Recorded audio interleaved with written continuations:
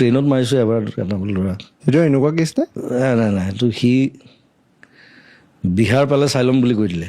কিয় এনেই কিবা কথাত লাগিছে? তাৰ মানে তাৰ হেৰি নাছিলে, তাৰ মানে টিকেটৰ কিবা ৰেজিষ্ট্ৰেশ্যন নাথাকে জানো, ৰাতি আমি শুব লাগে। সি আৰু দম দি আৰম্ভ কৰিলে। আমি 4টামান আছিলোঁ। তাৰপিছত বিহাৰ পালে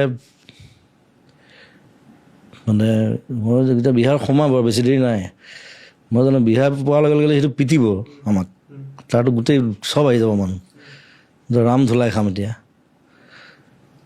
তাৰপিছত মই কি কৰিলোঁ, সি চিগাৰেট খাই পেলাই ৰৈ আছে, সেই দুৱাৰখন খুলি মানে বিহাৰ পাব আৰু ট্ৰেইনখন শ্ল' হৈছে অলপ। মোৰ লগৰকেইটাই কৈছে কি কৰ এতিয়া, মানে ৰাম পিটন দিব আমাক এতিয়া, এইটো আমাৰ এৰিয়া নহয়। মই বোলে একো নাই ৰ না, মই আছোঁ না।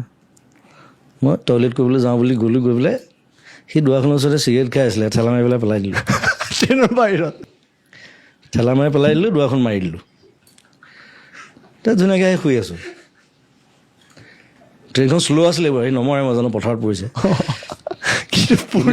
সি ভাবিব চালা কি মানুহ পালোঁ ট্ৰেইনৰ পৰা উলিয়াই দিলে। ধুনীয়াকৈ মাতিছোঁ, ঠেলা মাৰি দিছিলোঁ।